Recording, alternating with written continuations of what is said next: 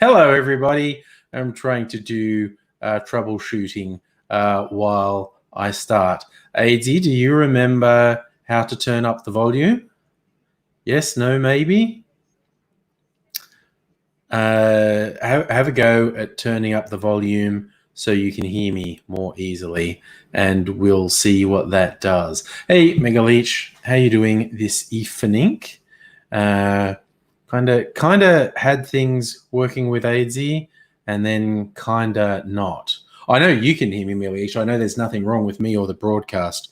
It's technical problems at AIDSy's end with how his laptop is set up. So we shall hopefully get past that, and it will be a happening thing. It's very difficult to do remote help desk stuff when you can't see the person's desktop. But we messed around for quite a while this afternoon and got his system working. And now I've gone live and it's performing in a less than fantastic manner, but hopefully we'll be able to get it serviceable and he'll join in.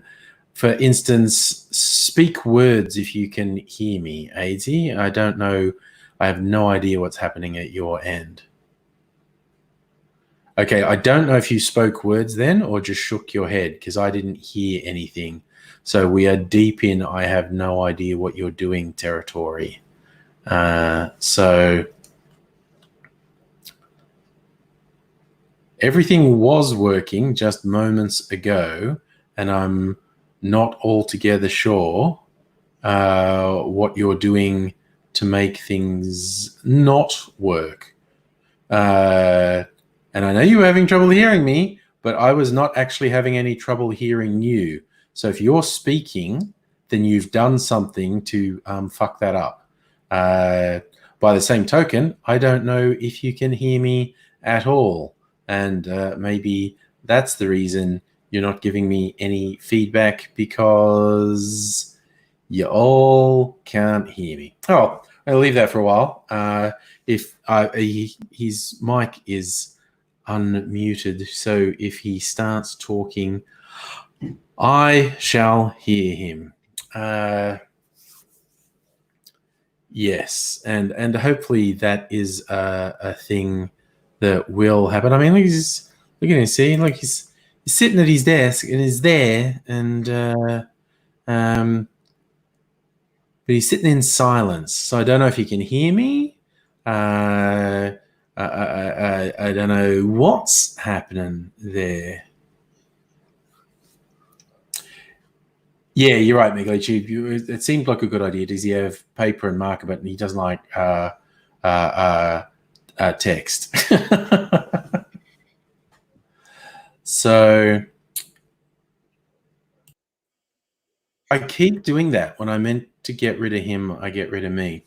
So don't know what he's done.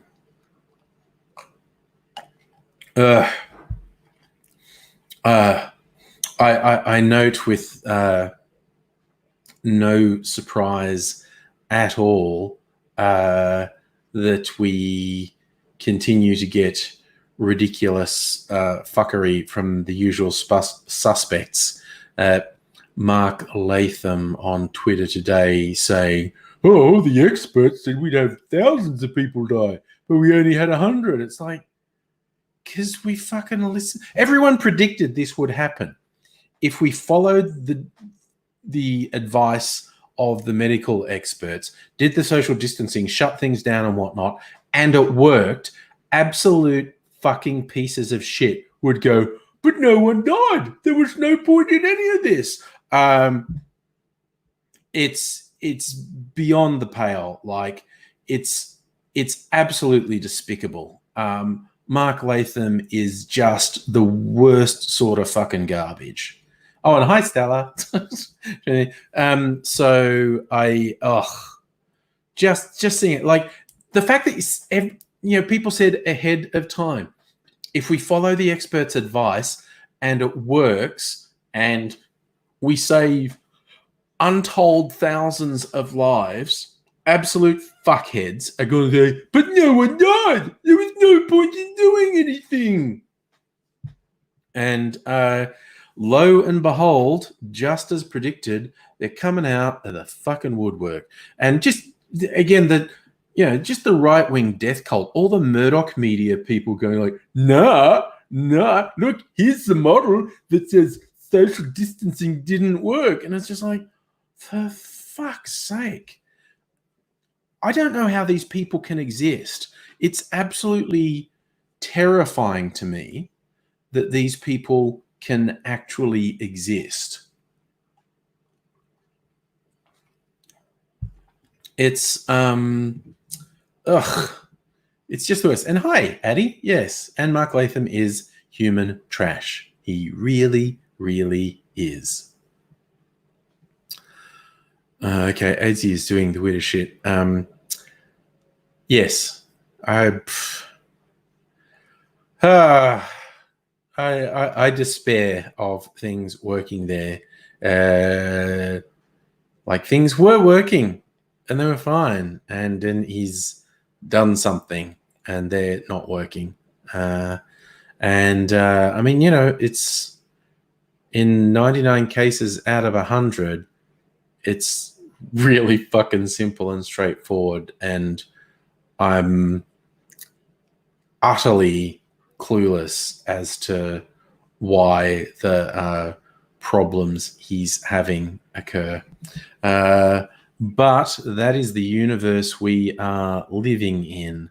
Not much I can do about that, quite frankly. So we shall just soldier on. And AZ may or may not soldier on. I can see his webcam as well. So he's like, at the moment, he's like lifting the laptop up and looking under it or something. I don't know. It's very, very, very, very, very, very strange stuff. But this is the world we find ourselves in. Like, we hit the new landmark today. 5 million confirmed coronavirus cases around the world. Look, AZ's having another go. AZ's having another go. Can you hear me speak? I can hear you. Can you hear me? I can hear you. Oh, the gods shine their bounty down upon us. Magic happens.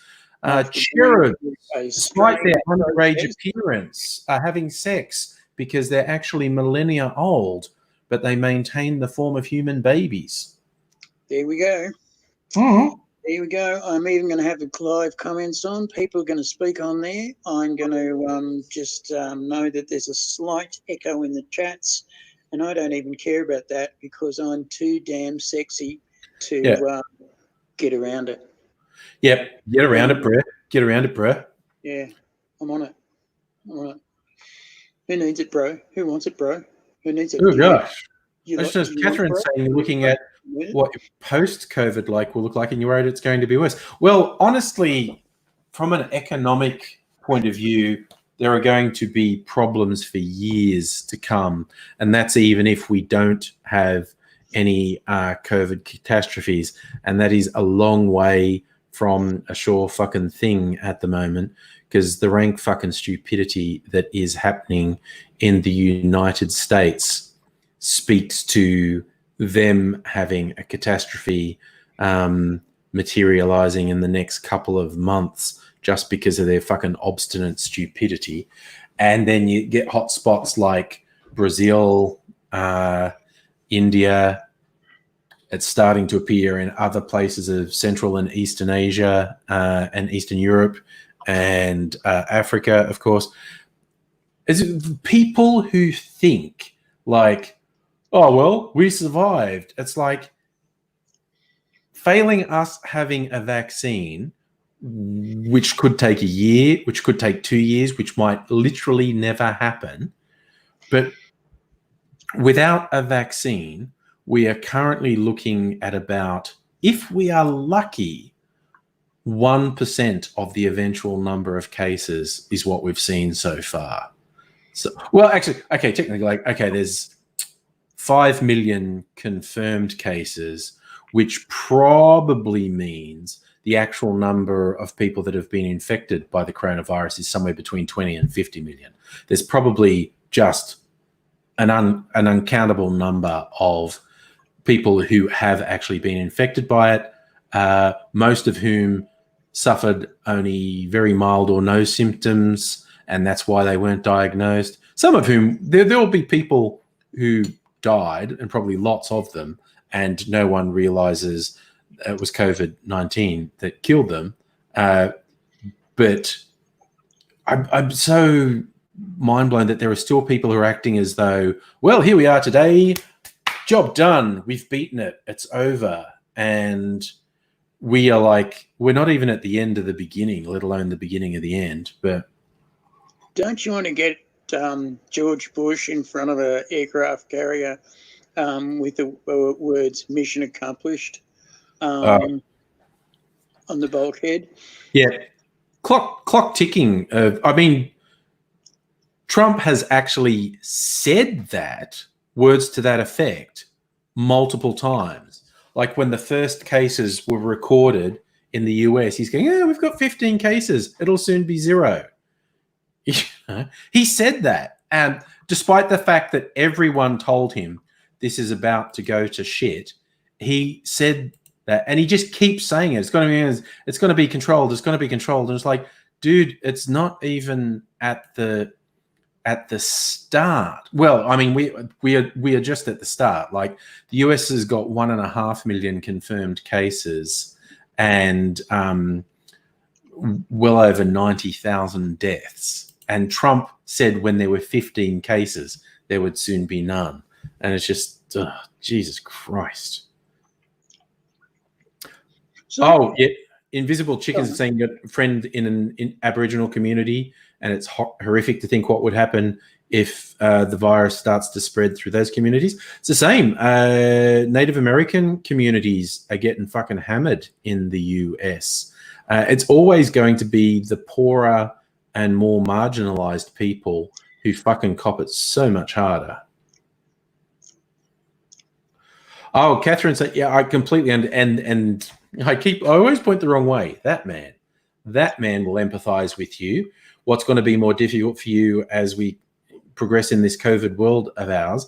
It's transport, accessibility, traveling in public transport saps your energy. Why do you think we do this rather than him coming over to my place to shoot videos here?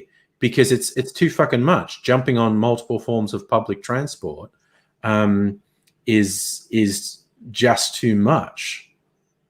And it hurts me at Uncle Angry sometimes. Makes me cry.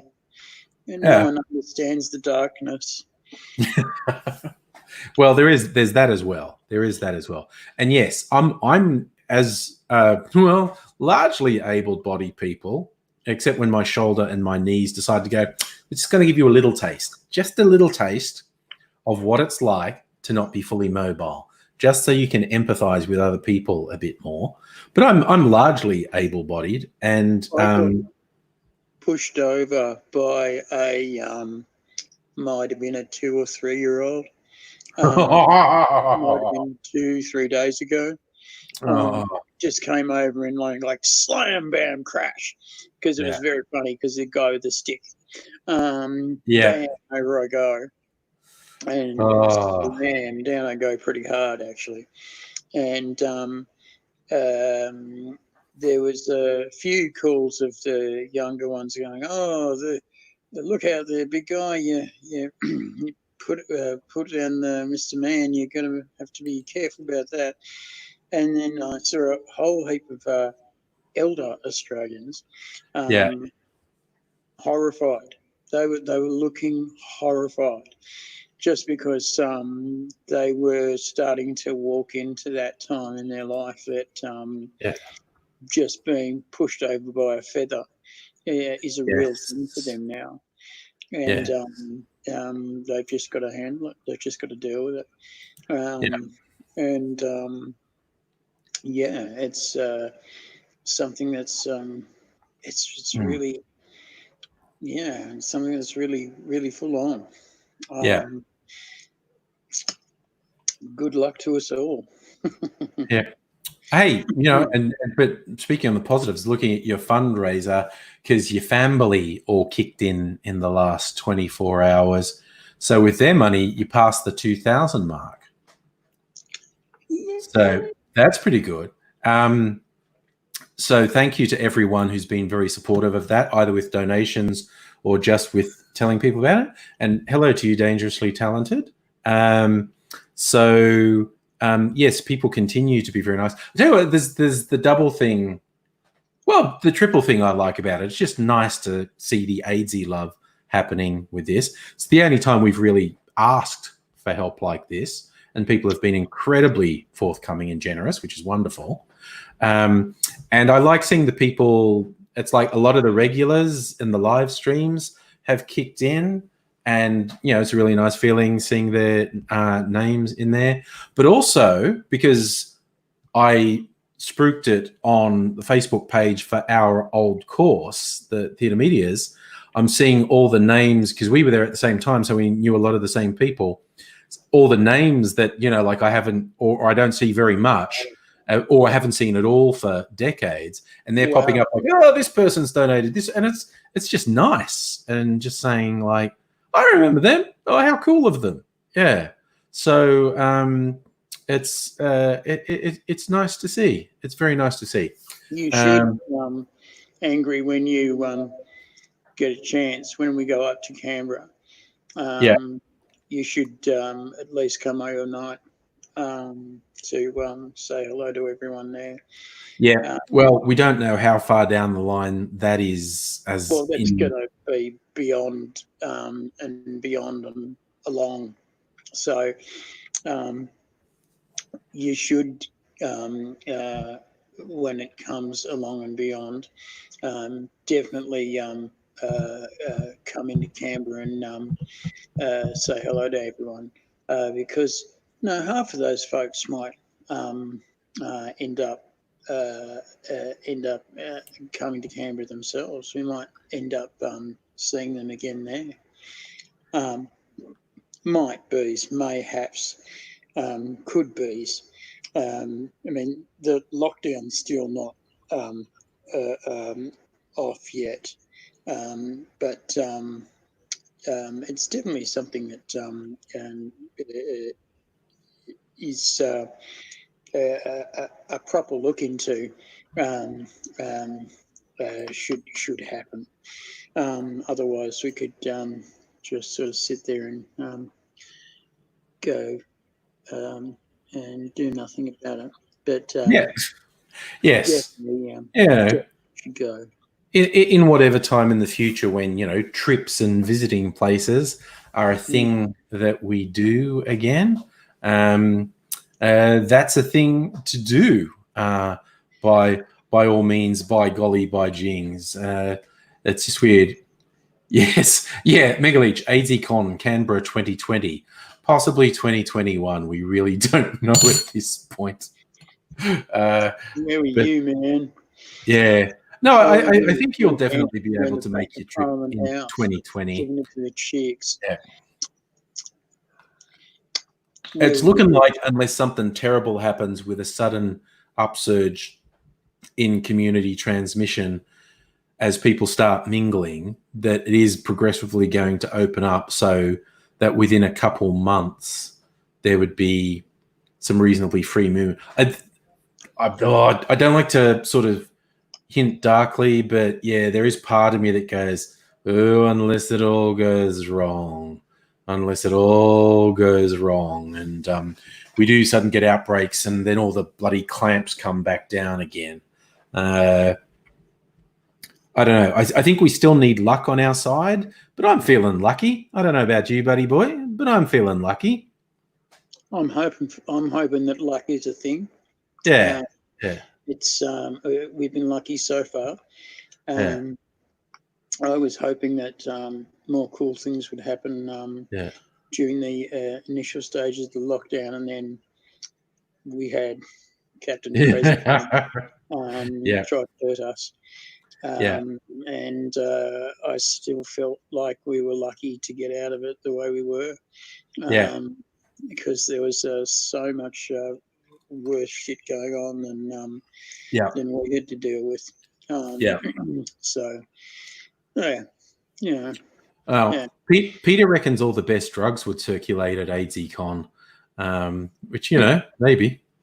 that made me. I remember because I saw a doco on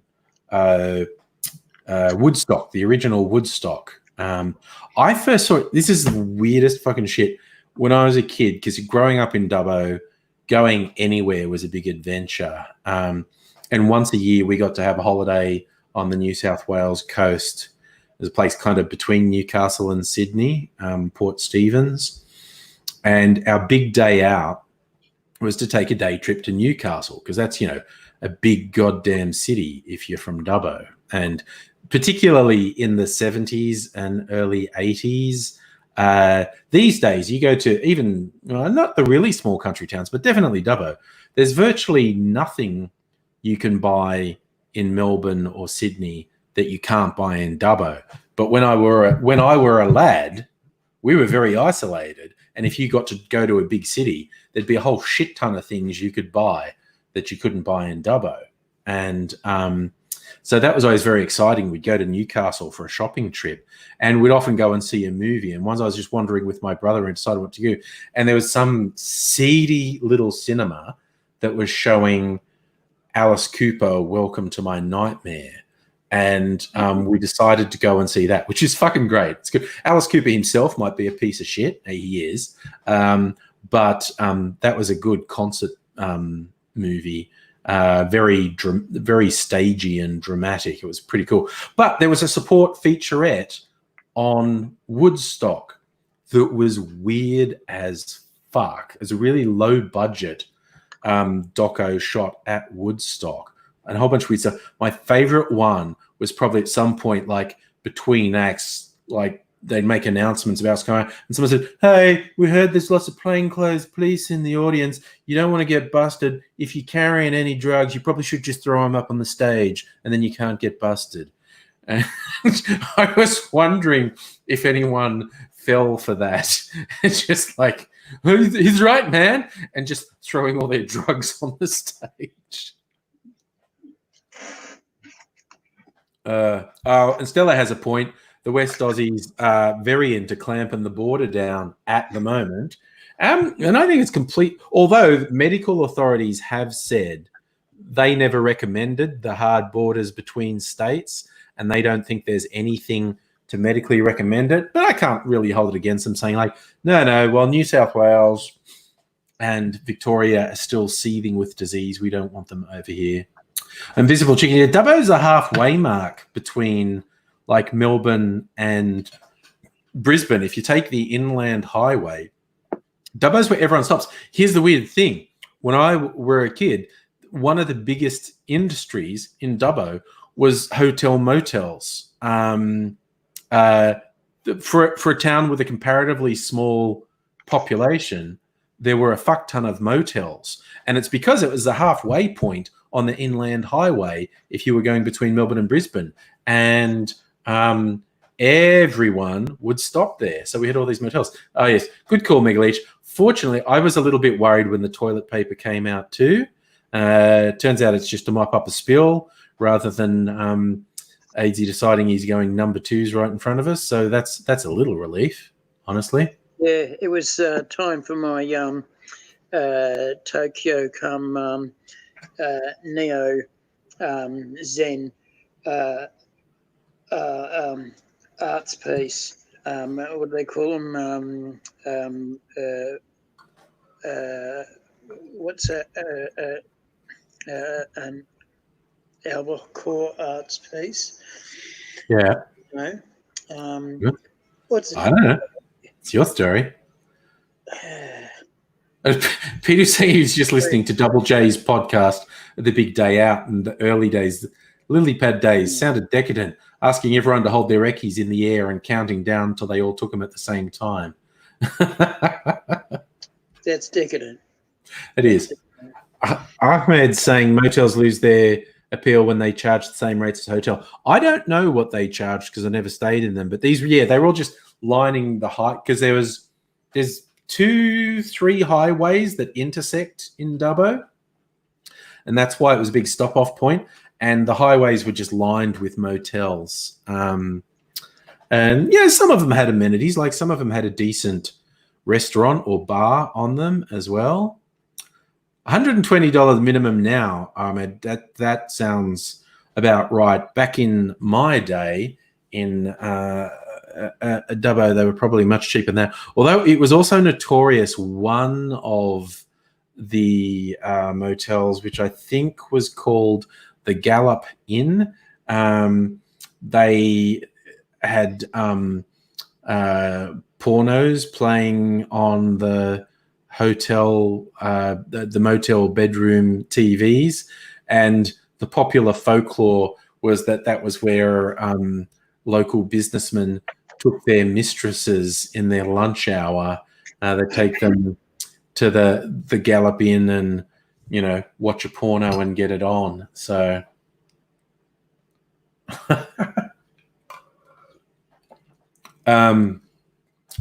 David, yes, AZ probably has been watching Bukkake on Pornhub. I love that typo. Pornhub sounds like a really interesting website. So I'd be interested in what Pornhub has. I mean, you think Airbnb replacing motels? I'm hoping that all the speculators who fucked up the property market by trying to drive up prices with the short-term rental of Airbnb, and they were all leveraged out the wazoo. I hope they all go fucking broke. I hope every single one of them defaults on all their fucking I heard stories about people having dozens of mortgages that they were just juggling by running them as Airbnbs, and the instant the Airbnb booking stopped, these people were fucked. Good. I hope so. They're fucking leeches. They're fucking vampire squid. They're causing homelessness. They're driving up rents and property prices, and it's privileged bullshit. And I want every fucking single one of them to go under. Like when I see these stories go, oh no, the housing market could crash. Prices might drop by 30% or more. You go, oh, fuck me. What, you mean ordinary people might be able to afford a place to live? Fuck no, that would be terrible. Fuck these people whose idea of economic well-being is the continual concentration of wealth at the tiny crust at the top. Fuck that bullshit. The continued concentration of wealth for this tiny number of people has just fucked over so many people. So I hope all the Airbnb speculators go abso-fucking-lutely broke. Fuck them. They have, and people say, oh, that's me. No. They have fucked up lives of hundreds, if not thousands of people by limiting property availability, by driving up prices. They have benefited for years by inflicting horrible suffering on other people. So fuck them. I really got no time. Yep, no, I'm with you, Peter. Just landlords generally can be bad enough, but Airbnb, fuck that noise. So that's tonight's edition of Communism Today, kids. Landlords are evil. Okay, landlords aren't implicitly evil. Lots of them are, though. And Airbnb speculators are fucking shitheads. What Airbnb was always meant to be is if you had a spare room in your house, you'd let that out to someone. But, yeah, the fucking people who started siphoning up low-cost accommodation and converting it to Airbnbs, therefore increasing homelessness and increasing rental and property prices. Fuck those people. They're fucking leeches. Oh, and I have heard that story too, Ahmed. A number of Airbnb owners being sued because they installed little peephole cameras to perv on their guests. That keeps happening. And with modern technology, it's very difficult to find those cameras. And you know what else I've heard Airbnb owners get sued over is that a lot of them are renters and they're not allowed to sublet a property in any way, shape, or form, and so anyone pays them any money to spend any time in their flat or place. They can get done for the books. And some of these people have gone to fucking jail, which makes me laugh in the sore bum hole. Yeah, there's this whole gig economy thing is fucking bullshit, and the people profiting from it should be dragged off to the gulags. Oh, and Catherine donated. Thank you. You are wonderfully awesome and special, Catherine. It's incredibly kind of you. So, yes, it continues to. Hey, what's your thoughts, Adrian? This might not work at all, because I'm just remembering, like your famous pals who did stand up at that benefit all those years ago for you. They're on Twitter, and it might not work at all, but I could always like shout at them on Twitter and say, hey, your old mate AIDS is not doing so well. You could help him out. Is that something I'm thinking people like Charlie Pickering or Peter Hellier or something. Is that something you'd be okay with, or you don't want me to do it, or? I'd be okay with it. Okay, well, it might not work. They might not see it. I'm sure they're barraged by shit all day. Like if they don't see it, it's whether they'd go for it. All right. Depends if they'd go for my shit. But I'm not ashamed by any stretch of the imagination. Cool. Because I'll probably give it a go tomorrow. I'm looking forward to putting together the zeitgeist of the Triple Tools and making this a thing that'll really go for it. Really go for it. All right. All right. Well, I'll hit a few of them on the Twitters tomorrow on the off chance they see it. Even just asking them for a signal boost and just saying, hey, if you said to your followers, this is a pretty decent guy and it would be swell if you helped him, you never know where it might go. I mean, honestly, what we're talking about with how difficult it is for you to get about, something we might be able to do if, we exceeded targets and whatnot, paying for the occasional taxi ride for you to come over here, so get back into the fun occasionally of the pre-recorded videos. I told you about the little kid that bashed me up. I didn't tell you about the teenager that gave me an arm lock and threatened me for all of my, oh my God, I'm sorry.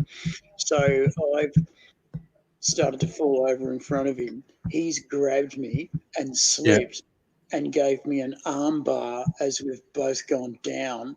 Oh, God. My wrist as it's gone down, and everyone around has heard it go crack. Yeah. And he's gone, oh my God. And this poor kid is like increasingly, the oh my Gods are increasingly going up in volume and in speed as he worries about how badly he's hurt me. And we were lucky enough, a doctor finally comes through and says, ooh, that's a nasty one there, big fella. Can I just have a look at the dorsal tarsal? And he's got it and gone. crack straight Oh, back. so he And dislocated something. and it's sat straight back in, and immediately uh, the sensation of relief starts to come on board, and it was so much better.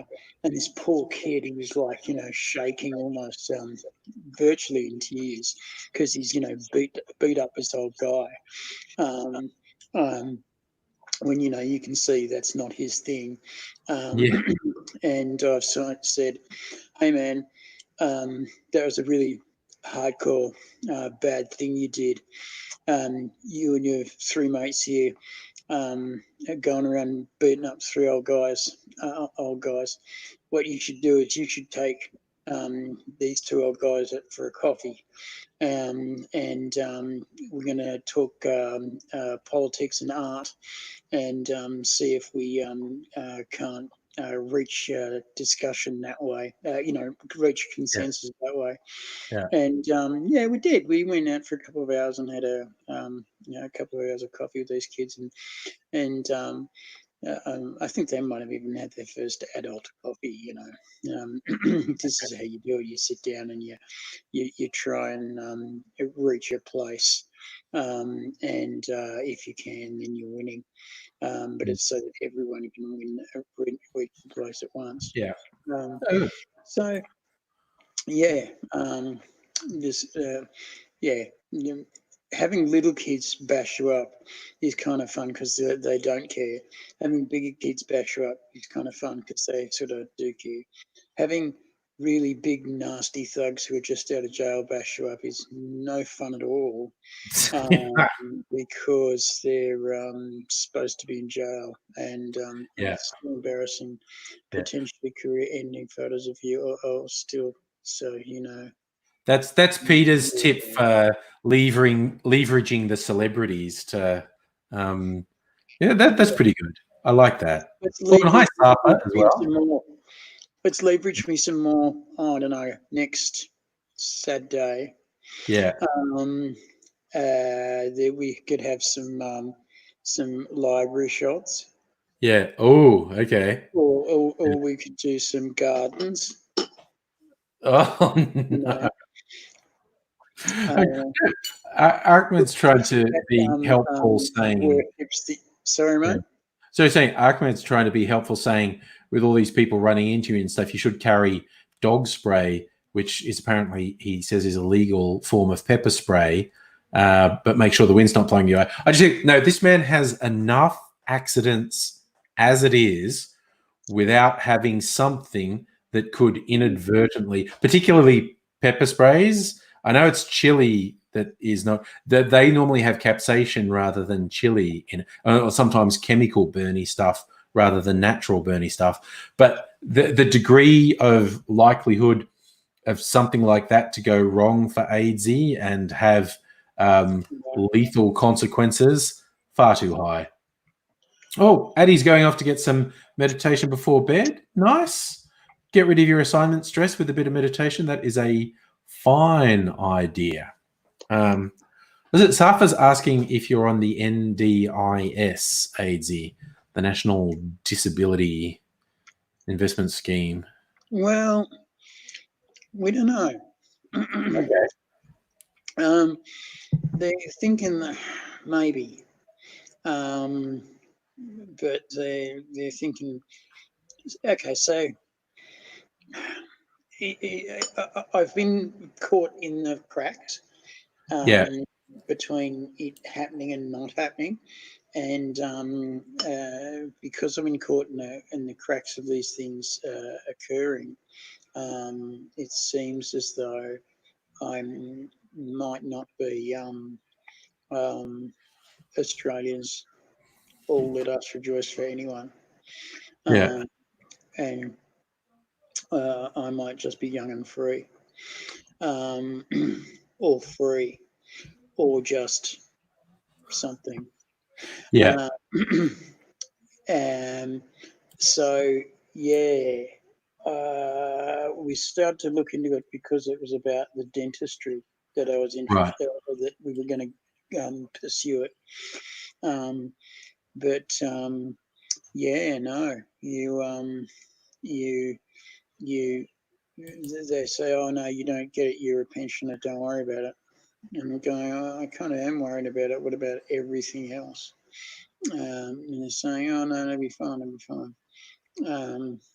And I thought, I don't just want, every answer to be take his fucking teeth out.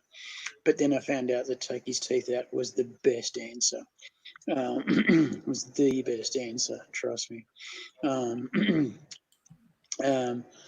The NDIS is probably going to be a good thing, except that it's become politicized in a way that really didn't need to be in the fashion that it didn't need to be. Right. But yeah, maybe. Maybe. Okay. Well, yeah. Well, we don't know about NDIS, but we're on the AIDS GoFundMe. We have to set up withdrawals, so it's not while we're talking here, but another time. I have to get like bank account details from you, so you can actually get money and get the tablet, get stuff for life. So that's a thing we will have to do soon. Can I? So, we were talking about pepper spray. Peter said Johnny Knoxville has said that pepper spray was by far the worst pain he's ever felt. And that's a guy who's broken a lot of bones. Yeah.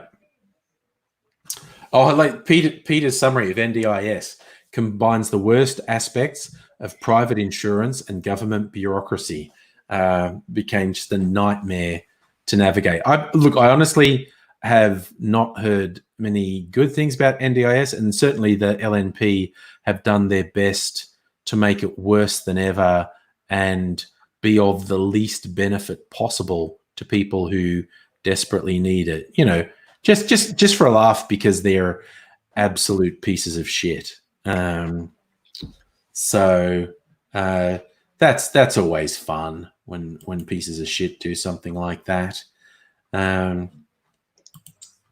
Just going to look at if I look at news headlines, is there anything that's not COVID related? Oh no, there's a whole bunch of ultra right wing bigotry violence happening in Australia at the moment. Some fuckhead drove his car into a Muslim fashion shop in Sydney because he's a piece of shit. Someone put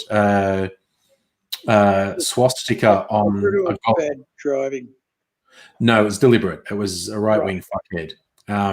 And someone did a swastika on the green at a golf course out this way, the Jewish part of town. So there's that as well. So the the only way you can get in the news with not being coronavirus is to be really fucked.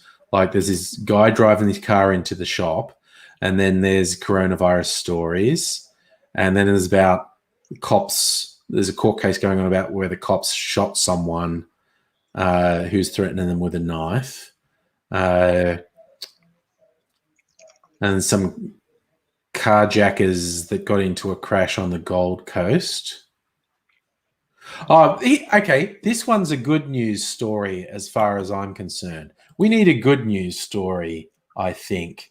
Yes, sorry, I'm just saying, Safa. Yes, my part of town. It's my general neighborhood where this golf course had the swastika on it. So, Gold Coast man who cut shark nets to save a baby humpback whale avoids a fine. He's a recreational diver hailed a hero for freeing a whale trapped in shark nets off Queensland Gold Coast. More than $16,000 was raised online to help him pay any fines issued, but it's now likely that'll go to whale research. The man apparently goes by the name Django. as in Django Unchained. The D is silent. He dived into the water off Burley Heads to untangle the whale, which swam off once freed. And the thing is, interfering with shark nets carries fines of, it can be over $30,000, which of course is a thing. The shark nets are there for a reason. And if someone just does something malicious, they should get fined. And there was talk that this guy was going to get fined, even though he did it for good cause. But statement from Fisheries Queensland said Django was served with infringement notices. He would not be fined because he has no previous record of infringement. To be clear, the actions we saw earlier this week were reckless and completely unnecessary, which onlookers don't agree with it. Queensland Fishery Minister Mark, I thought his name was Fuhrer for a second, which would be just perfect for a Queensland politician, but it's Furner, said people shouldn't try to free whales from nets. It's important that people allow professionals to do their jobs in circumstances like this, even if the professionals aren't there and the whale is going to die because it's going to drown in the shark net. But he's just been a government cockhead, really. So if you're saying Django Fett, yes, but I don't know, for whatever reason, George Lucas spelled Django Fett's name with just a J. So, yes. Oh, Peter, you had a swastika on the local sex shop. Wanted to buy a dildo in solidarity because the fact Nazis. Yeah, the weird thing is, whereas a lot of these days, a lot of swastika graffiti is, like neo-Nazi inspired. It's also just the thing that dumb people do, dumb kids do, because they want to get a reaction out of people. Like, I'd be intrigued. I don't know. Was the sex shop run by Jewish people? Was that directed at them, or was it just random that some shit stain put swastikas on their windows? Because that's the other thing. Sometimes it's targeted, like at a mosque or somewhere frequented by Jewish people. So yeah, I don't know if that particular sex shop was owned by Jewish people. The Nazis had a lot of hatred to spare. I mean, the main target was Jewish people, but they were also into exterminating the Romani, the disabled, the gays, and basically any dissident, anyone who somewhat challenged their authority would get executed. I mean, they really did it. I'd pretty much be fine, because I'd be able to just tap on any one of my backgrounds and say, not me. I'm not going into the camp today. I'm not a part of this crowd. No. See? Yeah, I'd be fine. Yeah. Yes, and then they'd go, okay, this fine young muscly Aryan man, get your dick out. Now you don't look. Don't look. I think that's how they'd catch you. Get one of those strapping young Aryan men in his leather pants to flop his dick out and tell you you're not allowed. I remember he started it all. It was all very naughty and over the top. There's a way we used to make it a little bit once for everything, once for everyone, but now it's just a little bit saddening of the soul. You just get another boner happening. I know my pecs are working again, and it's time for the terrible executions in the morning. I feel good, I feel bad. I don't know what I feel anymore. I feel like a Corolla or a Honda, more like a Honda. I think there was a video doing the rounds, I don't know, in the last year someone did it. I found it really funny. It looked like it's like a World War II movie. The Nazis, I think it's meant to be in occupied France, and like a person went, and the Nazis were marching past, and this guy, and an SS officer stops and goes, "Oh, so you think it's fine to call me a Nazi? Do you say that to everyone you disagree with?" And he's like, no, you're a Nazi. Because, oh, what about the marketplace divided? And this Nazi is basically saying all the dumb shit the right-wing bigots on the internet say. Like, you just say everyone you disagree with is a Nazi. And this guy's an actual Nazi. And the guy's going, but you're a Nazi. And the guys go, oh, so just because I'm a member of the National Socialist Party and a senior Gestapo officer, you're comfortable with calling me a Nazi? And the guy's, yes, that's a thing. What? I just found it quite humorous. I always wondered why we didn't call those people the NASDAQ. Because if you look at the whole thing, it's just like NASDAQ, and it's I could never explain to people how that's what sort of Nazi is, sort of broken up and fed out into different pronunciations. Yeah. But no one could either understand or give a shit about it. Yes, that was just the branding they went with. The Nazis were very big on branding. You know, They were got Hugo Boss to design their uniforms. Stole the swastika. That was the weird thing. Do you know that Nazis were really popular in India? Because there's that whole Aryan connection historically with India. And of course, the swastika is a long-standing symbol in India. And also, the Indians were feeling, rightly so, that they'd suffered centuries of oppression from the British, and the Nazis were fighting the British. So they were pretty much like, I reckon those guys might be onto something. But to this day, Nazi ideology is really popular in India. The current Prime Minister, Modi, is from an extreme right-wing political group that has direct line back to Nazi collaborators from World War II. So, hey. I mean, saying yes, from when you're saying old school Nazis, yeah, from my day back in the 80s and whatnot, the skinheads used to wear the Dr. Martens and shave their heads. And you do get those ones, like the ones who did that tiki talk. It's that weird thing with the US right wingers in particular. Their thing is to wear those pastel polo shirts, and they're just like the worst sort of country club dickheads from 80s movies. They're like the bad guys from 80s movies. They're the rich guy in the country club who's fucking up our protagonist's love life, except they're, preaching Nazi ideology. Hi, Sally. How are you this evening? Yeah, Peter, Modi is a fucking fascist. Like you're saying, the current Prime Minister of India, his party is a direct line to Nazi collaborators in World War II.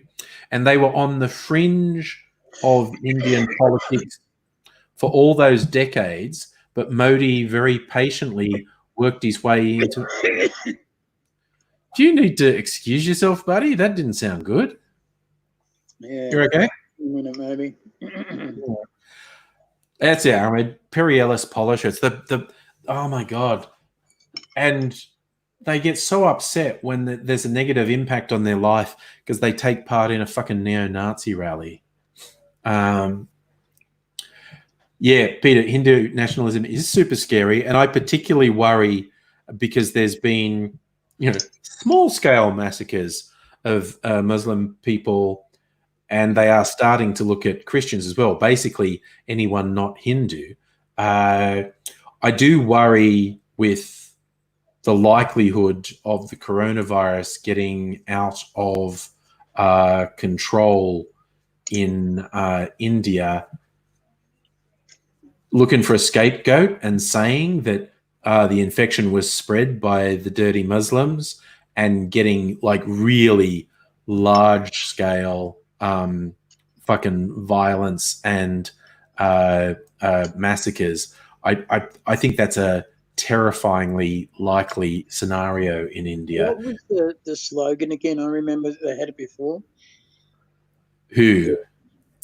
The Nazis, they would say be, do, have, something like that.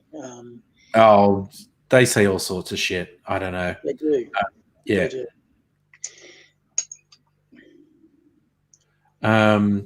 Yeah, Safa, there's a whole weird tie-in with the Nazis and the Aryan history of India and whatnot. There's some great podcasts in the Behind the Bastards series where he delved into the connection between the Nazis and Indian Hindu mysticism. It's a real fucking eye-opener. One of Hitler's proteges thought she'd find the answers in India, and she went off to India to, form a Hitler support group there. It's wild. It's wild. Sally, you were actually living in Kashmir when the invasion took place. Oh, holy shit! That would have been the border shit that happens between India and Pakistan is pretty goddamn thing. That's another one actually. Starvation. And people being locked out. Yep, they're recording a significant number of starvation deaths in India from just shutting down the places where all the migrant workers were. It's not looking good. We are looking at some pretty ugly times. I mean, you once worked bar back at Crown Casino. One of their customers openly carried a cell phone case with a swastika. What a dipshit. What an absolute dipshit. Oh, dear. Ugh. Yeah, they can be. I mean, we had a bunch of those, Reclaim Australia rallies where there were, troglodytes in the crowd screaming and whatnot, and they had swastika tattoos on their neck and on their head. So there are a certain breed of neo-Nazi in Australia who are incredibly aggressive and don't even try and hide what they are. And lots of them are in the police force and the army. So yeah. So if you're talking about Indian cops, Indian cops do that thing with a stick. Like we were talking about a shambok the other day, which is a South African one. But the Indian cops have those long canes. It's a common thing that they just chase people down the street going whack, whack, whack, whack, whack. I'm not even sure what that's called. This thing happens a lot.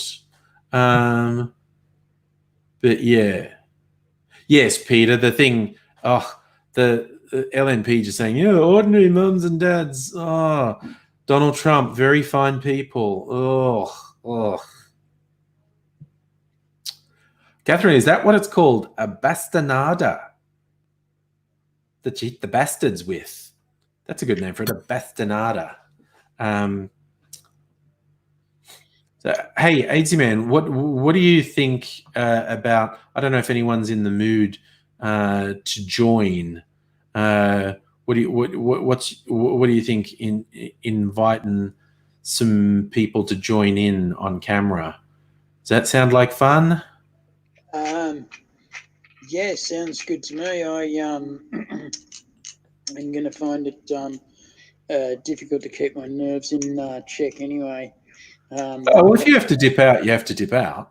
No, or you don't even have to switch off your camera. You can just hang out is my fucking gig for the next couple of weeks. I'm mine. So I'm going to stay in, but I'm just saying if I have to dip out, it's because my nerves have started to deteriorate, and I've run out of my mother's little helpers. So if I can find some of them, I'll be fine.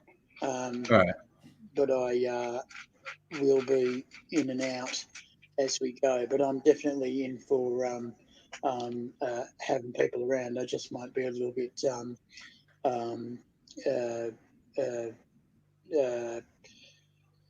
a little bit lackadaisical. That's okay. And, just a little bit. That's okay. If you need to chill, that is a perfectly reasonable thing to do. So I put the link in the chat. If anyone's got a webcam and wants to join and say hi, be part of the conversation, because I did it late last night, and then we ended up with like 6 people and we were just sort of hitting the stride, but it had gotten late, and I wanted to go to bed, and I wanted to have the conversation, but I had to go to bed because I had 4 meetings, video camera meetings at work today, and I couldn't really be tired for that, so I had to go to bed. So I figured if I threw the invite out a bit earlier tonight, we might have more time. So say hi to Catherine. Ooh, that's a nice. Hey, wait, I need to turn my computer up. Okay. Wait a sec. I just had to mute you. We got the feedback happening. Are you okay now? Yeah, I got rid of it. Yep. All right, we're good. We're good. That It's is a just very cool hat. cold. Yeah. Yeah. You look well and fully rugged up, though. Like my heat is down there. Like it's like right at my feet. Oh, it's a good place to have it. Yeah. It's just one of those ones where it's like, how late in the year does it have to be before you have to start rugging up? Yeah. Because it's so cold. Like I've even got my gloves here, but I can't type with my gloves. So Okay. yeah, if I'm chatting, I'm gonna put them on. So yeah. That's okay. Yeah, that's a thing you can do. Yeah. Got to look after yourself. Yeah, cool. But yeah, I've just been sitting and listening and typing and working on my post-lockdown schedule. Ooh, you got it. There, you're very organized. I like that. Well, the thing is, during lockdown, I got very organized, and I'm like, I want it to continue, but that means I've got to be organized. Yeah, that looks very organized. Yeah. Yeah. Yeah, I've just been dreading reopening because I'm just in a really good place right now. So, All right. Well, hopefully you can keep it up. I just noticed an interesting question in chat from Ahmed, and I don't know a specific answer to this, but he's asking what part of Oz is most desperate for teachers. Broadly, I think it's rural areas as opposed to urban areas. I think it's harder to get teachers in the country towns than the cities, but I don't know. I reckon teachers union. Teachers in Australia in semi-rural urban areas that were once that are post-industrial. So post-industrial towns that were like old coal places, old steel places, old heavy industry places. Now that they've all shut down, but the rail tracks still go past them, the schools still go past them, and there's still kids there to teach, but there's nothing for them to do once they're finished teaching, except for to go down to Fire Drum 4, because we all know what happens down at Fire Drum 4. Basically, it's the hardest place to get and retain teachers because the kids are horrible, the pay is awful, and the conditions are fucking shit house. You're really selling it, AD. You'll get actual parents of students come to your house at 11 and 12 o'clock and 2 o'clock in the morning, knock on the door, telling you how, listen, you got to listen. You don't understand nothing. You got to listen. And let me just say how it is. And it turns out if Jimmy Bob doesn't get whatever it is, they won't get to play football on the weekend. Yeah. That's fair. Oh, okay. You want to know which state? I don't know about which state, but I tell you, if you want the people who are really desperate for teachers, it's the actual remote Indigenous communities, places like the Northern Territory and whatnot. But hell, I think the thing for rural teachers, country town teachers, is probably consistent in all states. And I'm a bit biased. I'd probably recommend looking in Victoria because I think inland New South Wales, where I grew up, is a bit fucking brutal, honestly. Ooh, Sally's joining us. Hey, Sally. Hello. Hey, Sally. Hey. What have you been up to today, Sally? Helping the family, really boring stuff. Oh, well, time to have a bit of fun with us then. Yeah. I'm just spending the day looking at what post Hang what's on. There's echoes happening, and I don't know what's going on. I can't hear. Usually if you've got YouTube and StreamYard opened at the same time. Yeah, if you close YouTube and just keep the StreamYard thing open, you should be fine. Oh, okay. Okay, gotcha. Yeah. There you go. We're all good. Yeah. Yep. All right. Excellent. Okay, so Amy's going to come to Melbourne. Yeah, look, I'm fairly biased, dude. I grew up in the country, New South Wales, lived in Sydney 10 years, and I've been in Melbourne 20 years. So Melbourne and broader Victoria actually gets my vote. Where are you from, Sally? Queensland, sunny coast. Sunny coast, nice. I got family in Brisbane. Yeah, I got friends on the sunny coast. Yeah. Yeah, it's really warm here. I like to see what's going on down in Victoria, and it's just and South Australia. It's crazy. Catherine's you hint at what it's like. Singlet top. Like Sally's in a sundress and Catherine's in wool from head to toe with a heater at her feet. Yeah. This is the diversity of Australia. I love it. It's really nicely summed up there. Yeah. We've probably got the climates of like 6 different countries in this country. Yeah, we do at the moment. It's going to get on Saturday. It's supposed to get down to really freezing 9 degrees Saturday night. So that would be brutal. Right now, Wait. Yeah. Right now it's 11. Okay. Degrees. Yeah, 9 degrees is like, that's pretty much like we're expecting snow if it gets down to 9 degrees in Queensland. No, you don't get snow at 9 degrees. It's under 10 degrees here in Melbourne, so there you go. Yeah, well, Sunday is meant to be 14, the top with a low of 5. Oh, that's not good. No, that's not good.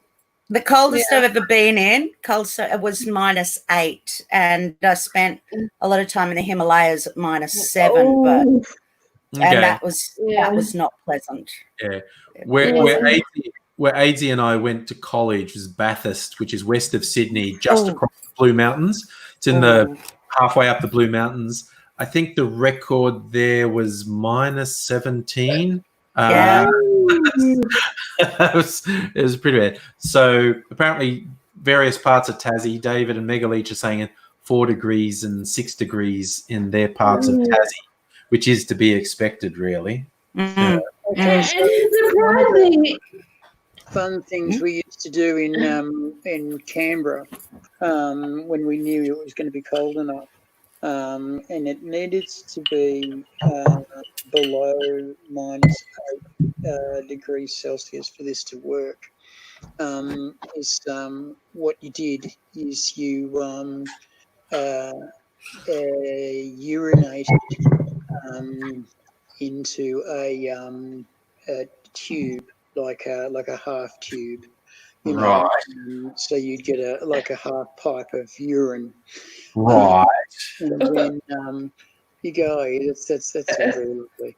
And then it's fucked up stuff.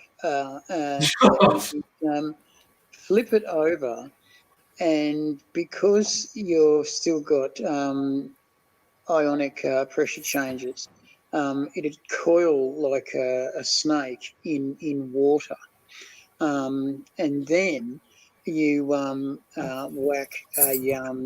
like either a car battery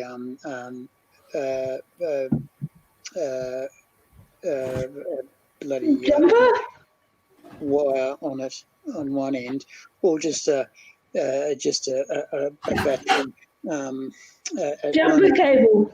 and then flick the switch on. And because of the difference in the ionic pressure, the in the sub zero temperatures, and if there's not, wind is low enough, usually down around zero, what would effectively happen is the urine would explode. Oh my God. Urine going everywhere was Oh my God. sneak it around the campfire while everyone What do you want to be? I'm going to replay this. I'm going to replay this, and I'm going to write down how to do this. Oh my God. Yeah. That'd be a funny trick. They taught kiddies how to do it with orange juice, or pineapple juice, because it's the same effect. But the real guts of it is to get. So it has to be acidic. Going, something acidic. Yeah, it's an ionic bond that turns on and breaks like those smashing glass petals, and they're very they're very convincing. So dodgy. But we also had girls that used to enjoy lighting the seating stalls, the seating stands on fire just after there was a game, or like a quarter of a game happened. And because they'd been warned once, if you ever do it and there's people in the actual stands and you've set fire to the place, you will all get put into jail. So what they did instead was they made sure that everyone was just out of the stands, and then they'd set fire to the whole thing, and it'd go up in this glorious majesty. And because they'd done it that way, they had to get all the fire out and done before everyone had left the ground. So they effectively had to get 200 litres of fuel alight within about 15 seconds. And it was a sight to see. 200 litres of high octane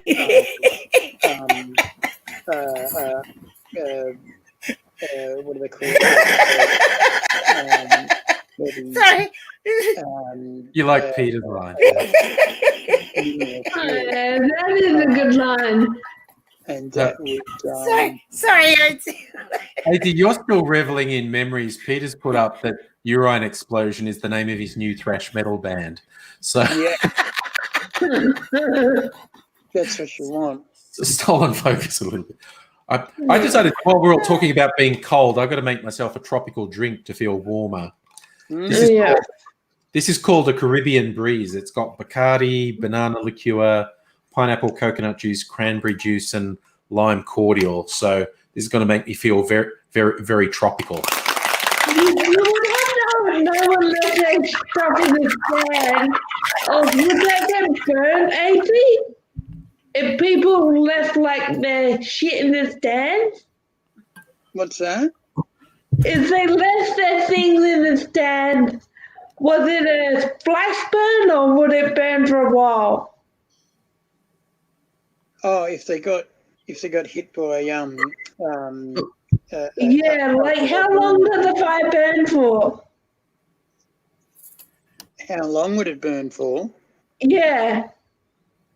Oh, it'd burn for any other burn. I mean, it's a first, second, or third degree burn. Yeah. It's just as quick as you can get in or out. After a while, everyone got really, really good at noticing that there was something glowing underneath the seats, and so you could clear a school football stand in about 7 seconds. The glow go off, bang, up they got and out they went. There was no fucking around. Everyone just got out of there. No questions asked. It was definitely we're out of here because we're probably going to get killed today. So off they went. They only stopped them because they started putting explosions in the stands, and they was like, "Yep, no more of this. No more of that. You're all going to go and get help, and it's not going to be here." Okay. So yeah, off they went. Yeah. I thought that it was a bit unfair, considering. Yes, that's not important. That's right. I just noticed David did a bit of research for us. He's discovered a place in Russia, Oymyakon, which I'm probably pronouncing horribly, has the record for the coldest inhabited place on Earth. Regular, like averages in December, January, February below 50 Celsius. And I noticed, Is that Siberia? I guess. Yeah. I remember saying being in Canada, you get minus 40.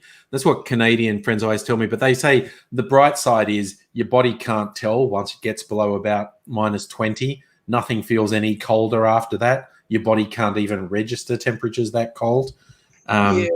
Which is a less than cheerful thought, really. Not real. Yeah. It can register just fine.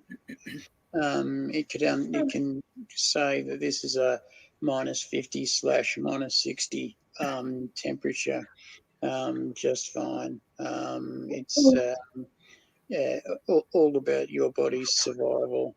In India, like for this last year when I was living in Delhi, I had a top floor apartment and we had concrete roof, and it was the worst heat wave in decades. So we were getting up to like 49. Yeah. And my bedroom got to about 54. Oh my God.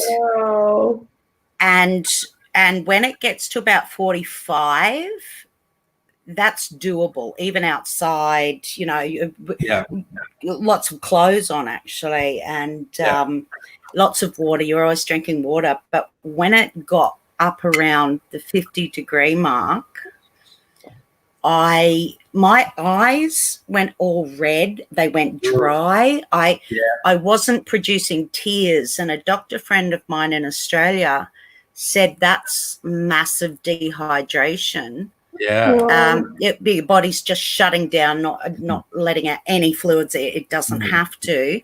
And I said, well, I'm drinking 5 liters a day of water. And he said, it's not enough. Yeah. And that's around 50. At 45, you can get away with still your 3 liters of water, Yeah. Yeah, because everyone thinks you lose the water through sweat. You don't. You actually exhale most of it. And your body's doing it if it's really hot. A huge amount of water vapor will be going out every time you breathe, and you have to keep breathing, so you have to keep drinking. And we can look forward to that in Australia, apparently, with the joys of climate change. Whole stretches of this country hitting 50 Celsius on the regular in summer. That's something to look forward to. It's deadly. 50 degrees can be deadly. Oh yeah, it can kill you. Oh, yeah. Actually, the most dangerous natural disaster we have in Australia is heat.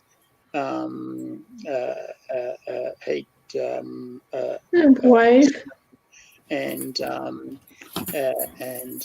it's those temperature extremes Need a charge. than any other form of climate problem like Oh yeah, but now we're staring at a whole bunch of competition. Yeah, we're staring at a whole bunch of inhabited towns with thousands of people having to cope with 50 Celsius every summer, and it's just it kills people. Just like you said, Sally, it's gonna kill people. I was dying. I had to go and get a water cooler. I didn't have an aircon, but I went and got one of those water evaporator coolers. Yeah, and that got me through. I was in the shower 5 times a day, just wetting my clothes and wetting my hair. I spent like 2 months just wet. Never dried out. So that'd be the only thing that saved you, really. Yeah, I remember it was in the Philippines, in Manila. It was nowhere near that hot, but it was 40 something with 100% humidity, and I'm like, I'm dying. And the place I was staying didn't have hot water, didn't have running hot water. So to have a shower, I had to have a cold shower. And so I'm doing it. And you get in, and it's like it feels so cold on your body. Oh my God, my heart's gonna stop. And sort of rinse off with cold water, and you go, this is much worse. I thought it'd be good. It's terrible. And I literally, in 5 seconds of turning off the cold water, I was going, I think I want to turn the hot cold water back on again, because just the humidity is just going. I spent a week in Singapore in 2018. About March, and it was just so like you would walk out, be outside for 10 minutes and just be so sweaty, and when you breathe you could like feel the moisture in the air, and it was just really weird. In Cairns, you used to walk out of in a heat wave. We'd walk out of the shopping centre with the aircon. It was like walking into a wall. The humidity, it was unbelievable. Oh, yeah. So Catherine, there's something I find just really amusing. You talking about awful humidity and when you're just covered in winter woolies and you're just going, it gives me a smile. I have to. Yeah. I think the worst transition I had from aircon to heat was in Las Vegas, Nevada, in the middle of their summer, like July, and coming out of the airport, which was air conditioned, and just into this no shelter desert heat. At least it wasn't humid, but it was just brutally hot. And we're like walking across this car park where the people who met us had their car, and you just go, how much further is it? I think I'm going to die. It's just... It was like an open oven. It was like if you were working at a bakery and just opened the big oven and it just wouldn't stop. It was just this belting heat. And we made it. But they did this neat. It's the first time I'd seen this, and I've seen it in other places since. But one of the places where we had dinner in the evening, they had these water hoses overhead with tiny little holes in them, and it was under pressure. So it'd spray out an incredibly fine mist of water.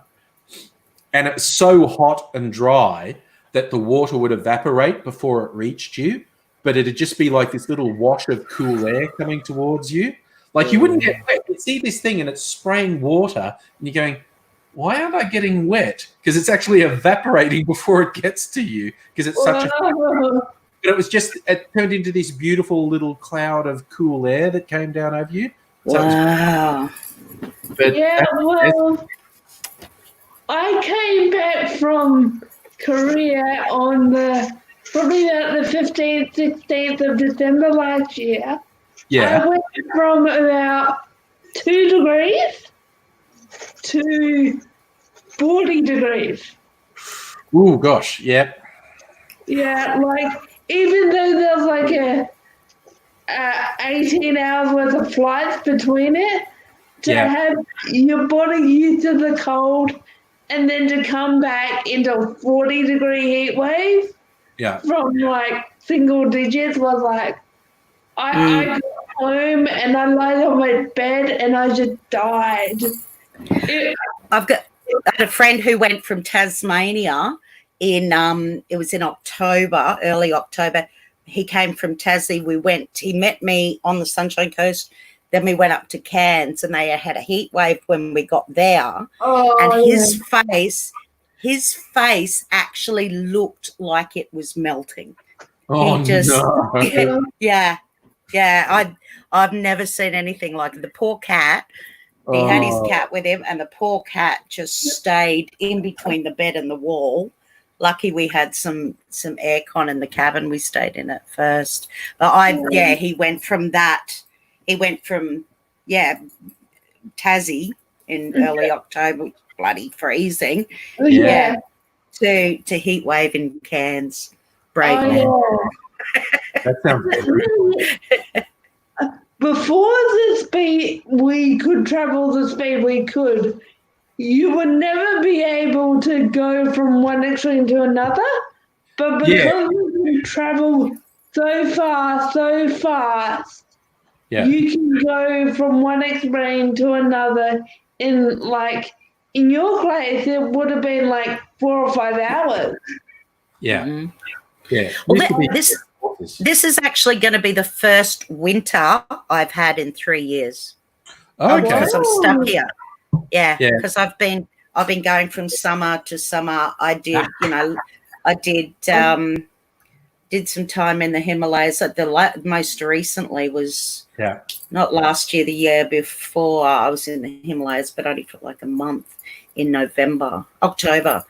And other than that, and where else? Somewhere else. I had a few weeks of cold as well. And Kathmandu was a little bit cool before I came back. But yeah, I've had 3 years of summer, so this is going to be my first winter.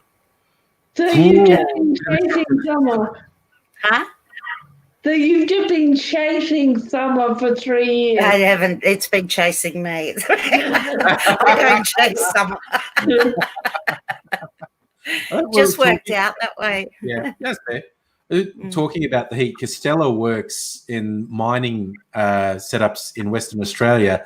She's saying, summer in the Pilbara, 45 plus most days, drinking 10 litres of water, and then having to remember to drink electrolytes as well, because all the water flushes electrolytes out of your system. Mm-hmm. If you don't have enough salt in your system, you're going to go bye-byes. You cramp up and whatnot. Oh. I used to just lick it off my hands. I just put it on my hand and salt lick. Just had to, because you're just constant sweating. Yeah. Have you ever had those salty prunes? Have you ever had salty prunes or salty plums? Like salted plums. I think I've had. Yeah. And I had one. I tried one once, and a little bit of it went down and into this part of my mouth, and it just sucked. My mouth went wrinkly. It sucked all the moisture out. It's saltier than salt. I don't know how it works, but it is very concentrated. I think. Yeah. I got Ahmed sharing an anecdote about a British guy who came to northwestern Australia and left his dog in his car while going for the groceries because. My favourite thing with the Poms when I lived in Sydney, which occasionally go to the eastern suburbs beaches, Coogee and around to Bondi, and you could always tell in the middle of summer which group was Australian and which group was Brit backpackers, because the Australians would be clustered under shade umbrellas and under verandas, just desperately staying out of the midday sun, and the Poms would be out there with no shirts on going, yeah. It was just like, you were going to regret that so much. In 2 days. On Google has got a story. Check it out. There's a massive heat wave hitting the UK now. It's going to hit 27 degrees. Oh, heat wave. Google it. But to be fair, none of the houses in the UK have air conditioning. No. So if they get a succession of days in the high 20s, low 30s, that's like us getting a succession of days way into the 40s because they're just not built for it. But we always laugh. It's hard not to laugh when they go, it's a heat wave. It's been over 27 all week. And you go, oh, my God. Okay. Yeah, it's like me saying right now is like, I'll go to the down. It's like 11 degrees right now, and I'm sitting right in front of the heater. The rain's just started again here. I don't know if the mic's picking it up, but rain's just started. Oh, Megalich is saying I should make a salted plum alcohol infusion. That would probably work. I'd like something neutral like vodka, and you just basically rehydrate the plums in the drink. And God, you'd have to have the right thing to have a salty drink.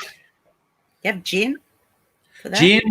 Actually, you're probably on the money there, Sally. Gin would probably go quite well with it. Look up. Oh, God. Stella's being childish having a lol at salty plums. Stella, that's childish. You're bringing the whole tone down.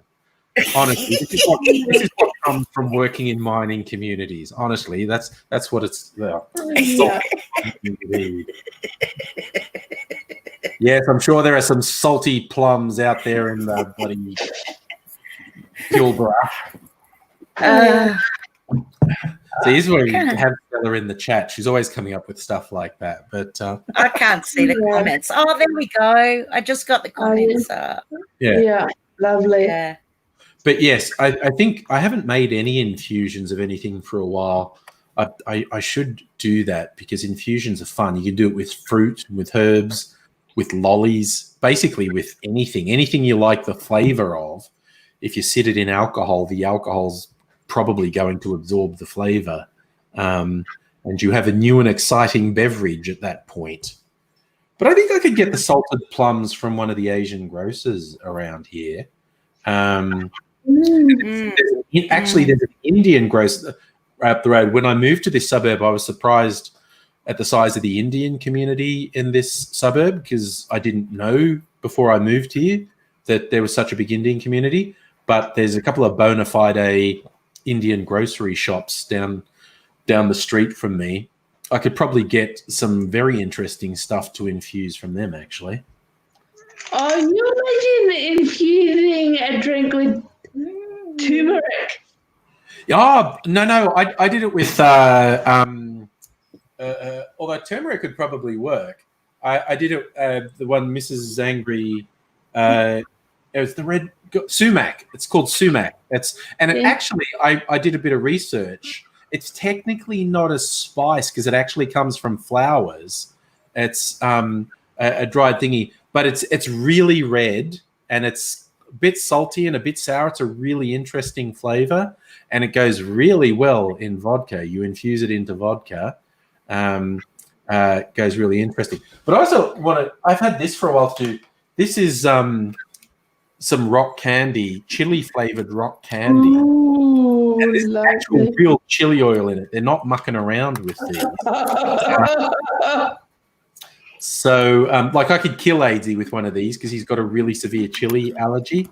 So I always threaten him if he's misbehaving that I'll chase him with one of these. So, but yeah, I've done this before. So you have like a chili beverage can be quite fun. So is AD? Sorry. Is AD? Okay. Sally, you ask your question first. Is AD's is that the capsicum that he's allergic to, or the chili? No, it's chili. It's not capsicum. Is actually okay. Like capsaicin is what's often in pepper sprays and stuff. Yeah, but it's actual chili. chili powder, fresh chili oil. Like Ah. even like for a laugh, like, you know, when we were out with a group of people and someone said, oh, let's go to Nando's, he could only sort of hang around a bit and talk to people because they have chili in some of their chicken. And there's enough of it floating in the air that he can feel the irritation starting in his skin, and it gets harder to breathe. I met this guy who had he had an allergy to capsicum, and he couldn't eat any sort of food like boxed food or a lot of canned food because it all has paprika in it, which is made from capsicum. Yep. Yeah. So, lots of people have that. Yep. But AIDS is okay with capsicum, but chili is a potentially fatal allergy of his. So we had to leave the Nando's because it starts to get difficult for him to breathe as just the stuff that's floating in the air gets into his lungs. I'd die without it, I think. Yeah, no, there's a whole bunch of things that he has to be pretty careful of. But, so is that something he's just developed recently, or is he Oh, born no, with it? he's had it for a while. But also because he had rheumatoid arthritis when he was about 30, and the treatment he got was chemotherapy, which smashes your immune system. And he got a lot of knock-on health effects from the treatment for the rheumatoid arthritis. And so I discovered on one of our first car trips together about 10 years ago, we were going to Canberra in the middle of winter, so it's really cold. But I made my own snacks for the trip. I had these incredibly yummy wraps I'd made that had cheese and veggies and pesto, and so there's a lot of garlic in them. And AIDS is very susceptible to smells, and at this point I didn't know that. And I'm going, munch, munch, munch, munch, yummy food, yum, drink a Pepsi, num, num, num, num, num, num. So I've got a lot of gas at this point. And being lads in a car, I just let out this enormous burp that was very garlic laden, and he almost vomited. He was just, and he had to wind down the car window as we're driving at 100 kilometers an hour at night and it's freezing, head out the window because he couldn't breathe because of my noxious burp. And I was like, sorry, I didn't know.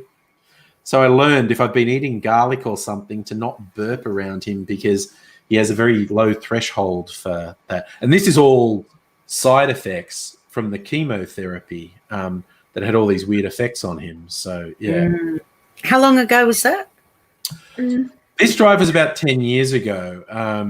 We went to uni together, like much longer ago than that, and then didn't see each other in like forever. And then about 10 years ago, probably longer, but about 10 years ago, I bumped into him at the Melbourne Comedy Festival where he was directing a show. And then I started telling him about YouTube, and we started working together on YouTube stuff. So, yeah, after not seeing each other for ages, then we started doing stuff again. And so this was about 10 years ago, this trip. And I didn't realize that me burping would have this effect on him. But he really didn't. Poor AIDS. What are you gonna make the chili rock candy with? What alcohol? Well, my love of puns made me do it with some white rum before, because then I could have red rum, and I had my red rum. Yeah. But I prefer to do it with like a white spirit, like white rum or vodka or gin, because you get a better color. But I did do it with some bourbon once to make like my own fireball bourbon, and it made it a really good color because bourbon's usually an amber or even dark brown color, and the red in this really came through, made the bourbon a much brighter color. But geez, it was fun making a whiskey sour out of chili bourbon, I tell you. It's kind of like you have a drink, oh, that's good, and then it's like, as it goes in, you go, oh, there's the chili. I can taste the chili. The chili's in there. No, the chili's not immediate. It's an after effect. Yeah. So these guys are off Chapel Street in Pran, the Red Balloon, and they make really they have really standard like fruity rock candies. but they make really interesting ones too. Like this chili one, and they occasionally do limited edition ones. Whenever, like I'm on their mailing list, whenever they do a limited edition flavor, I'm like, must buy the limited edition, make exotic cocktails with it.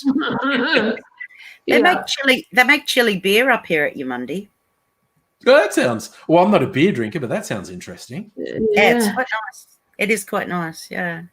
I don't drink anymore though. I just got to a point where I come from a hotel family, and alcohol's always been a really, really big part of my life, you know. I was never like an alcoholic. I used to be like a weekend one day a week binge drinker, or you know. Yeah, like facial. Hey?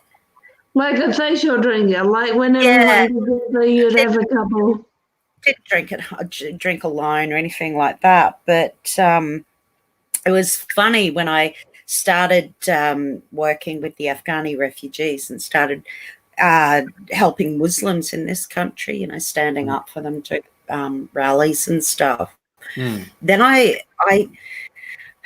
when I went to Kashmir years ago and started finding out about Sufism. Yes. And then, I grew up Christian, and then when I was, 20 or something, I got into the Buddhism and did that for 25 years or something. And then over there, you're surrounded by the Buddhists, and, I lived in the Dalai Lama's village and everything. But then I started discovering the Sufism, and the Islam helped me to reconnect with that love of God. I'm not going to say Jesus, that love of God that I had when I was a child, and I really realized I'd really missed it. And at that point, if I tried to drink, I'd start drinking and I'd go, I'm really not enjoying this. I don't want it. And it just went away. It was all really, because like Muslims aren't supposed to drink, and it's not the alcohol that's evil, it's the actions that the alcohol could cause, but it just went away. I wish my smoking would go away the same way. It hasn't so far. But it was just really bizarre. I just have no desire to. Well, I do up here sometimes. I think, I'd like to, have a, bit of a party, whatever. Yeah. But no, then my body just says, nope, not having it. Oh, that's all good. Yeah. Yeah. Very, very strange the way it happened, though. I do believe there was some sort of, I don't want to say divine intervention, but it's something inside you. It's something inside you changed. You felt something, and it changed your whole outlook. Yeah, well, my body as well. My body just didn't. Yeah, and it was just sort of almost. It was like 2 weeks it took, and I just became a non-drinker real quick. And I watch you guys. He's sitting there having this night. Yeah, it looked so nice. And then if I had it, I'd just feel like poo. So I don't. Well, I was about to say, I don't get shit, but actually on 1 or 2 live streams, I have got shit-faced. But normally, I have 1 or 2 drinks, and it's just, I appreciate this. New Year's Eve might have got a bit out of control, honestly, but... What was the time you had to check? I know there have been times you've actually had to go, how did this live stream end? When did that? Of the time when I didn't remember how I left the live stream, that was a long time ago. That was quite a long time ago. Waking up in the morning and going, wait, wasn't I on a live? What happened? And actually having to go on social media and saying, hey, does anyone who was on the live stream, does anyone remember what I did? I just went, you just got really quiet, because I was watching movies and like doing a running commentary on them. And they said at some point you just started getting really quiet and not saying much, and you're like had a grumpy look on your face, and then you just went, oh fuck, I'm going to bed. And apparently I just snapped the laptop shut and just. That was messy. That's probably the messiest I've ever done. That was a and while. You came back. You held your head up and you came back. Yeah. You weren't confused. Yeah. Mrs. Angry was off on a work trip. I was left to my own devices, and one thing led to another. All right. Oh, never ever drink and go public. Yeah, it's a bit bad thing. I mean, like get drunk. Never get getting drunk. really rat-assed. Yeah, no. Never ever. Invisible Chicken's also saying is non-drinker, but they enjoy watching. Although, speaking of drinking, Ahmed had an idea. A condensed carob syrup mixed with seltzer and beefeater gin and crushed ice. That's a summer drink right there. That is a very summer drink. That's sounding wild. And Megaleech asked, had I reconnected with AZ before he got the Fournier's gangrene? Yes, just before. Probably a year or two before, when AZ had the health crisis to bloody beat all health crises, when he contracted the flesh-eating bacteria that has about a 97% fatality rate. And somehow he survived. Well, he died twice, but he came back. So that's the trick. Dying's not bad. You just have to remember to come back. So this is 80. This happened at 80. Oh my God. Sally, if you don't know the folklore, he actually turned it into a stage show at the Melbourne Comedy Festival a while back. You can get it on YouTube, AZ Code Grey, where he tells the story of all his misadventures in his life. Is that his YouTube channel? I've watched that and I haven't seen about the... If you dig through, one of the videos is just over an hour long. It's this entire stage show that he did. But yeah, the show was called Code Grey. It was in the Melbourne Comedy Festival. Oh God, Peter, you're falling into the quarantine problem. We've all got to be careful about that. Being drunk more in the last 2 weeks than in the last couple of years. Yeah, we've all got to be a bit careful. I'm glad I'm still I'm working from home, but I'm working and I have to interact with people because the thought crosses my mind sometimes in the middle of the day. I could have a drink, and then it's like, oh, such a bad idea. Such a bad idea. Yeah. So I think we've all got to be a bit careful in quarantine. Yep. Be careful. Yes. Stella's quoting Princess Bride on AIDS. He was only mostly dead, and then he went off to storm the castle. But no, well, again, he tells the story in Code Grey, but what literally happened, because this infection is like destroying his body. Because it's called Fournier's gangrene, which is hilarious. So it starts in the scrotum, where he got bitten by an ant, and then it poisoned. I know, right?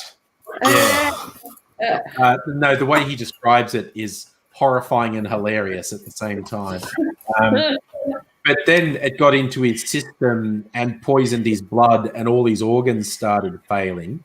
And apparently they resuscitated him once, but he'd been out for a while. They actually thought he'd probably suffered. He was in a coma. They thought he'd probably suffered some serious brain damage. He's fine. Look at him. No, this is actually. I always take the piss out of him with that. But they had actually decided, and his then wife had agreed, if he died again, they wouldn't resuscitate him because they felt sorry for him. They just thought, this guy's fucked. Like, all these organs are going in. He's probably got really bad brain damage.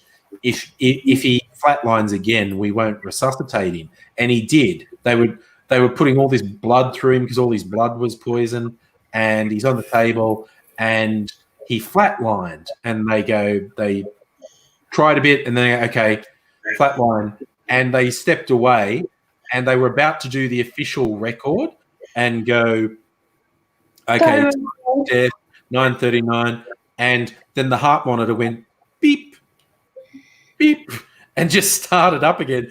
And what they told him afterwards is one of the nurses went, ooh, a self-starter.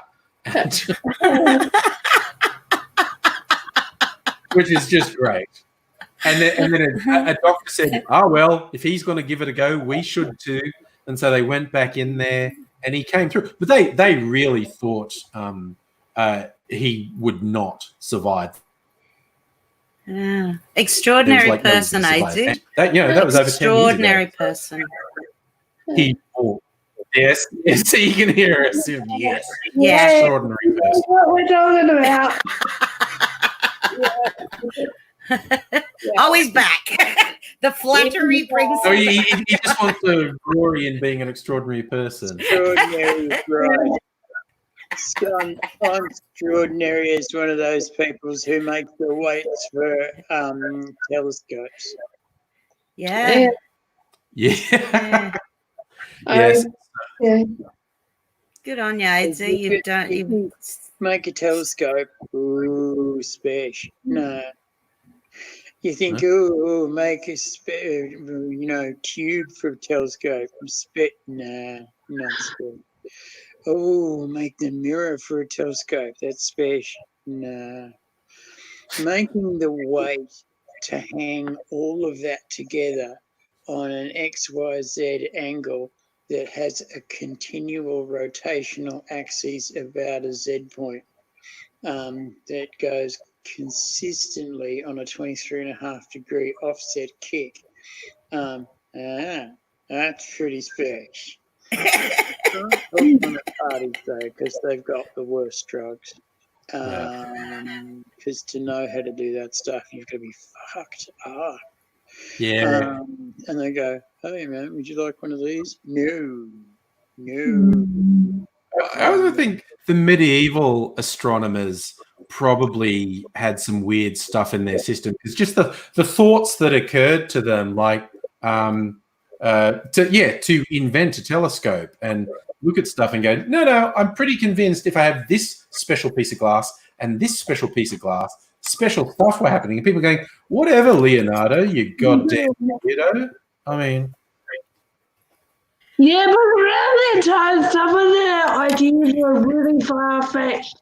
That would have been around the time they started up with the idea of alchemy. Yes. So, the alchemists were pretty wild. Yeah, like, that would have been cool, but, like, it never worked, and I don't know how they would have made it work anyway. What did I hear yesterday?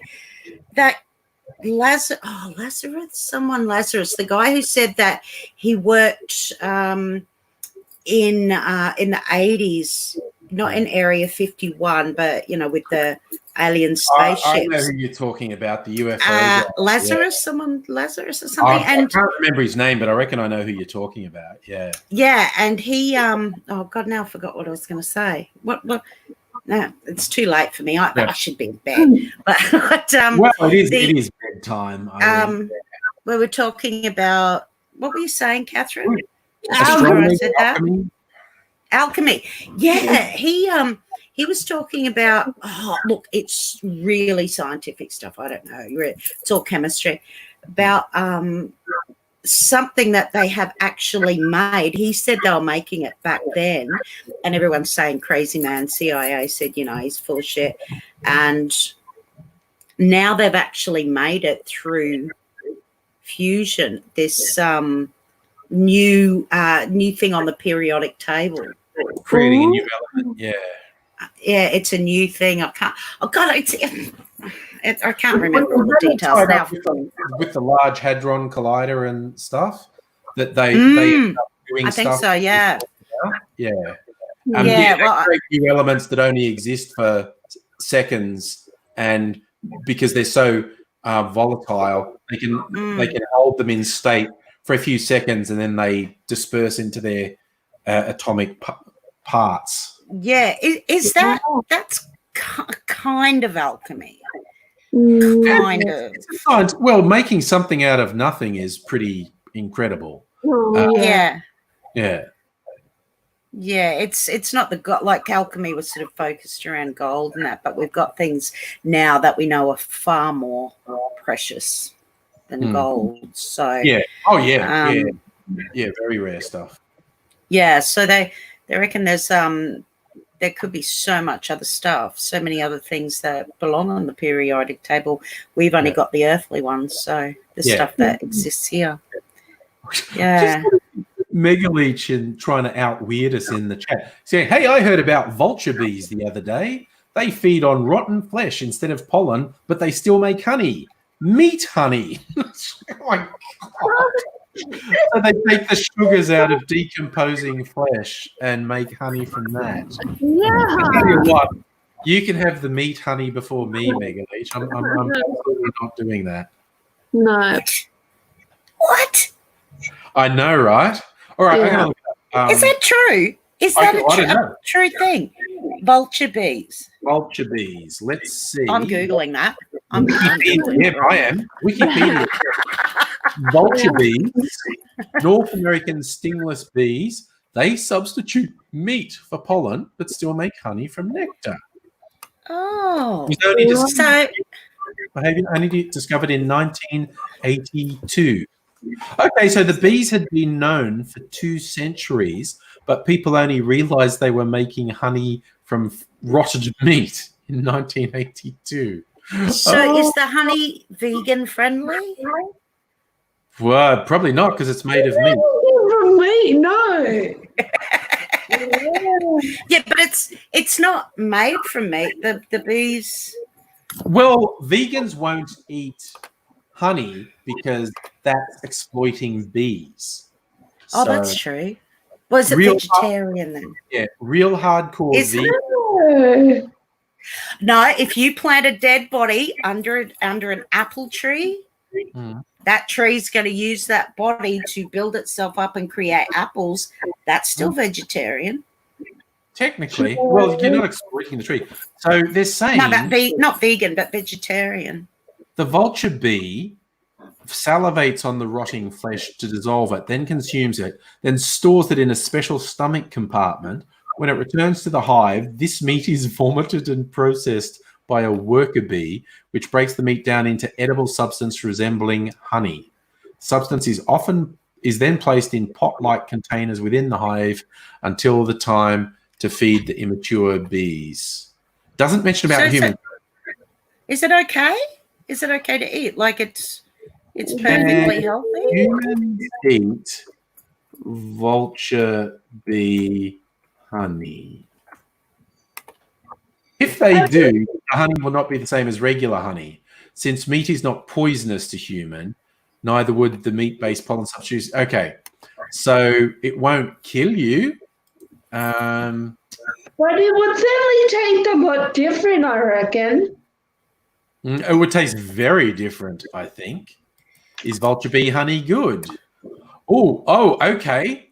Okay, here's someone who's a fan. Okay, we've got to read the review of a fan. Okay. Yeah. So, carnivorous bees make meat honey. They can't actually eat all the meat. They're able to use the saliva to break it down. So this is similar to what bees do with pollen. Preserves it. So like regular bees, they make honey, which in case you didn't know has a shelf life of forever.